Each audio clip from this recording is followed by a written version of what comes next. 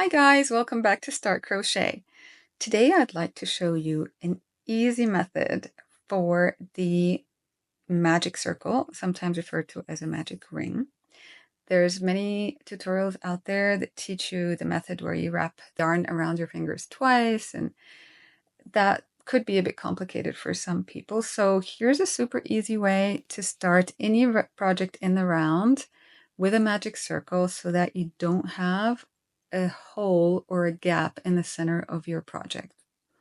I just find it's much easier if you understand that a magic circle is not much different than a slip knot. So if you know how to work a slip knot, you should be able to work a magic circle as well. Let me show you how. So we're going to grab the tail end of our yarn with our hand like this and make a small loop. Then you pick up the top of that loop and fold it over the working yarn, which is attached to your yarn ball. So you have this pretzel shape here. You pick up your hook, put it under that center strand, hold it with your finger, okay? Then hold your yarn in whatever way is most comfortable to you. And then you see you already have the circle here. So just try to hold everything in place with your thumb, like this. Yarn over and chain. And there you have it. That's your magic circle.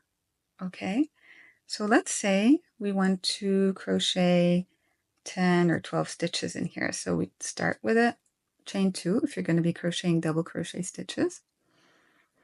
And then that would count as if the first double crochet stitch. So let's continue. Let's say we want 10 double crochet stitches into this circle. So here's the chain 2 that counts as the first double crochet. So we're going to work the second one, yarn over, go through the circle, round the back, yarn over, and pull through the circle again.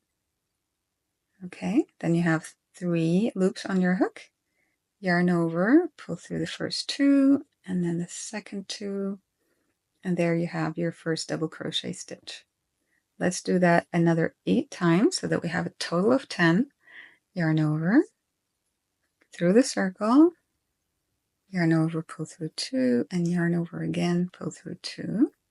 And if you feel the circle at this point is too big, you can just actually take that yarn tail out already and pull a little bit to make it smaller, okay?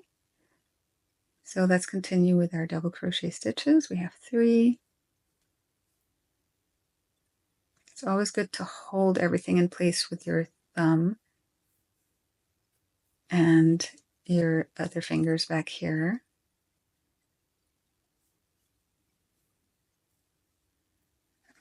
5. You can slow the video down in your settings to see this in slow motion. I just want to show you, once I'm done with the 10 stitches, how to close the magic circle, and you'll see there's going to be the smallest gap possible. How many do we have? 1, 2, 3, 4, 5, 6, 7, 8. 2 more.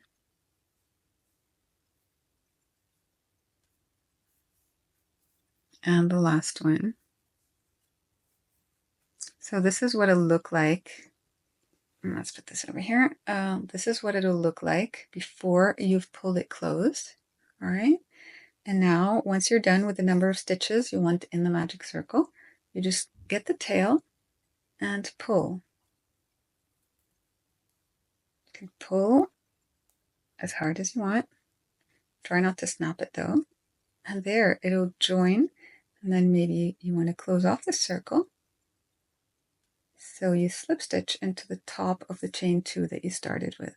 There's a tiny little gap here, you see, but we're going to close that off by pulling harder. There. Now there's virtually no hole in the center of the circle.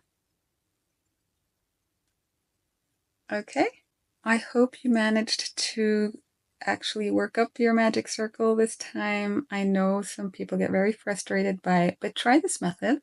Hopefully it works for you. And let me know if you have any questions in the comments below. I'll be happy to answer them for you. All right, bye for now. See you next time.